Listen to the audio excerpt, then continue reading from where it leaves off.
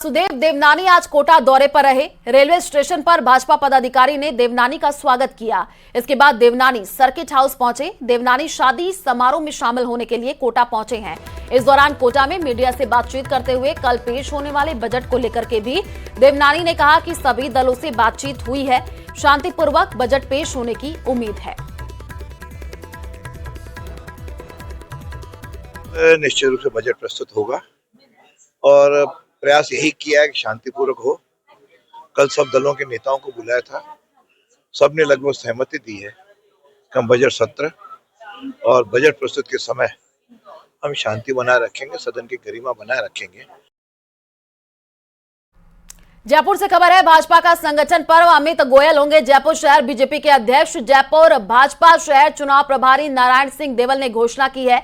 सर्वसम्मति के आधार पर यह घोषणा की गई है। तस्वीरें भी आपको टीवी स्क्रीन पर दिखा रहे हैं। जैसे ही नाम का ऐलान हुआ उसके बाद से बधाई देने वालों का तांता देखने को मिला है। तस्वीरें आपको टीवी स्क्रीन पर दिखा रहे हैं। भाजपा का संगठन पर्व, अमित गोयल जयपुर शहर बीजेपी के अध्यक्ष होंगे। जैसे ही नाम का ऐलान किया गया उसके बाद से बधाई देना शुरू हो गया। देखिए, गुलदस्ता भेंट करके बधाई लोग देते हुए नजर आए। मिठाई भी खिलाई गई, फूल माला भी पहनाया गया। तस्वीर भी आपको जयपुर से दिखा रहा है। भाजपा का संगठन पर्व, अमित गोयल जयपुर शहर बीजेपी के अध्यक्ष होंगे।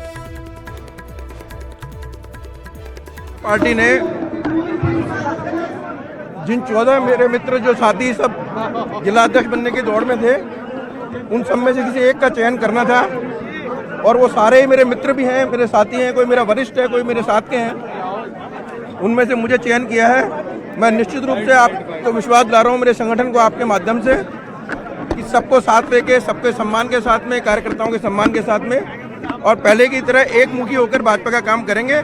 और सबसे बड़ी आने वाले समय की जो हमारी चुनौती है कि नगर निगम में हम अधिकतम सीटें जीतें, तो हम प्रयास करेंगे कि सबसे श्रेष्ठ परिणाम इस बार नगर निगम का हम जयपुर शहर में लाएंगे। प्रदेश के बजट में क्या उम्मीदें हैं? क्या कुछ किस वर्ग को सबसे ज़्यादा कहा जा रहा है ड्रीम प्रोजेक्ट होगा? श्रेष्ठ बजट होगा और राजस्थान की सारी जनता का विकास करने वाला बजट होगा, यानी सर्वांगीण विकास वाला बजट होगा।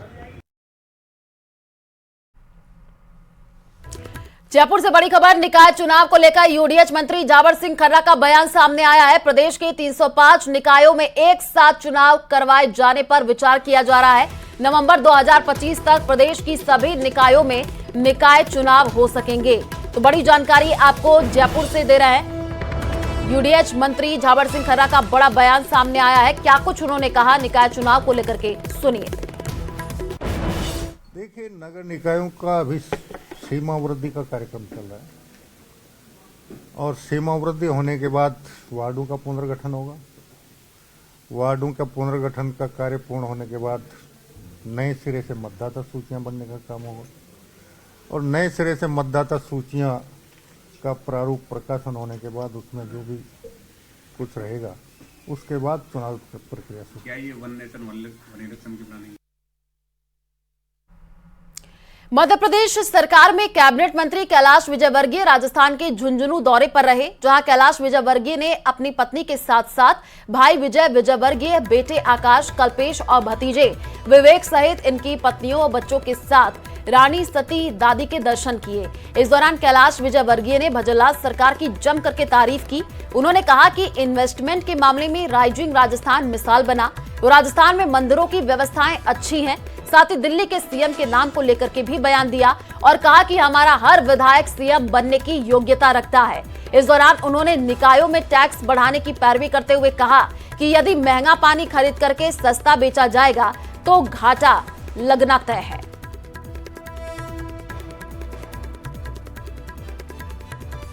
मैं सरकार को धन्यवाद देना चाहता हूं कि लोगों को सुविधाएं बहुत अच्छी हो गई। मैं तो यहाँ तो पहली बार आया, पर सालासर बालाजी काफ़ी जाता था।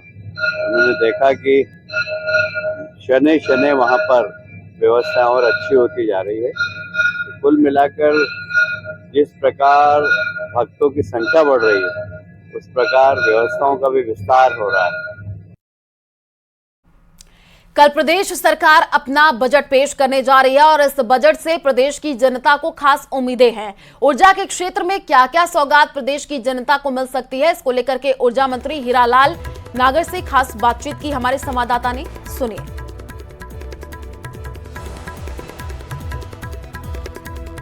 बजट पेश करने जा रही है और इस बजट में प्रदेश को आखिर कितनी उम्मीदें पूरी होने वाली हैं। ऊर्जा मंत्री हीरालाल नागर साहब हमारे साथ में है। महत्वपूर्ण महकमा ऊर्जा, ओवरऑल बात करूं तो साहब क्या इस बजट में फिलहाल प्रदेश की जनता को मिलने वाला है आपके नजरिए से?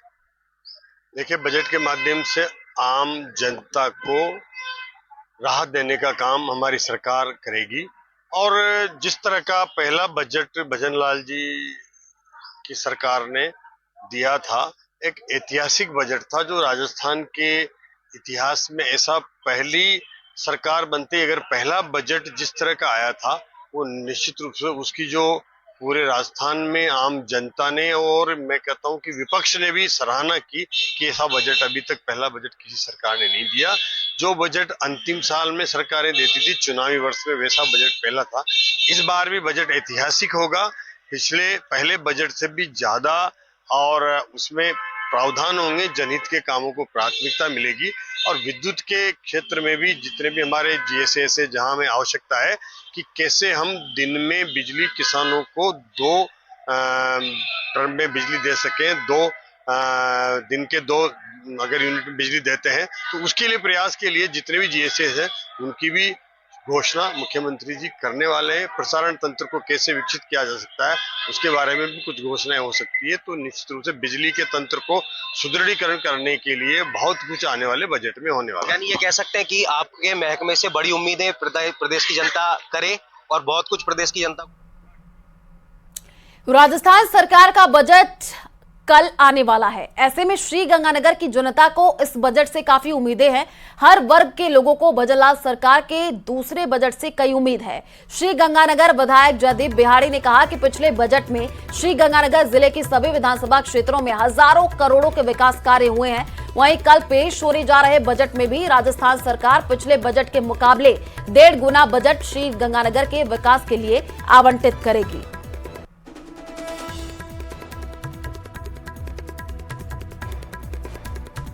बात करें तो सारे जिले की विधानसभाओं को जोड़े तो 1000 करोड़ रुपए के लगभग पहले बजट में बजट मिला, जिसमें फिरोजपुर फीडर का, कैंचिया में बनने वाले सब ग्रिड स्टेशन का, मिनी सचिवालय का, ये लिंक चैनल से जोड़ने का, ये सारा काम बीच में था। कल 19 फरवरी बुधवार को राजस्थान सरकार प्रदेश का बजट पेश करने जा रही है, जिसको लेकर श्रीगंगानगर वासी काफी उम्मीद भरी निगाहों से राजस्थान सरकार की तरफ टकटकी लगाए देख रहा है। चूंकि राजस्थान का सीमावर्ती जिला श्रीगंगानगर कृषि प्रधान जिला है, ऐसे में राजस्थान सरकार कल बजट में फिरोजपुर फीडर के पुनर्निर्माण को लेकर बड़ी घोषणा कर सकती है। साथ ही किसान तबके के लिए पक्के खालों के निर्माण को लेकर भी बड़ी घोषणा कल के बजट में देखी जा सकती है। साथ ही साथ श्रीगंगानगर जिला मुख्यालय का बहुप्रतीक्षित मिनी सचिवालय के निर्माण को लेकर भी कल बड़ी घोषणा राजस्थान सरकार के बजट में की जा सकती है। साथ ही साथ जिला मुख्यालय सहित आसपास के क्षेत्रों में ड्रेनेज सिस्टम को बेहतर बनाने की कवायद भी कल राजस्थान सरकार के बजट में देखने को मिल सकती है। फिलहाल श्रीगंगानगर वासी राजस्थान सरकार की तरफ बड़ी उम्मीद। बीकानेर में कई प्राचीन और चमत्कारिक मंदिर हैं। ऐसे में एक अनोखा मंदिर है जहां ज्यादातर सरकारी अधिकारी और कर्मचारी आते हैं, वो भी विशेष प्रार्थना लेकर। सुनने में भले ही अजीब लगेगा, लेकिन ये सच है कि बीकानेर के इस मंदिर में सरकारी अधिकारी और कर्मचारी अपनी फाइलों के खो जाने पर मंदिर में अर्जी लगाते हैं और फिर खोई हुई फाइल मिल जाती है। ये रिपोर्ट देखिए।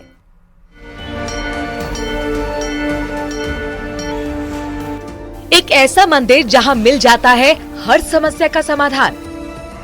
कुछ खो गया है तो बजरंगबली ढूंढ निकालते हैं समाधान। 400 साल पुराने मंदिर का सबसे बड़ा रहस्य, चंचल हनुमान मंदिर की अनसुनी दास्तां।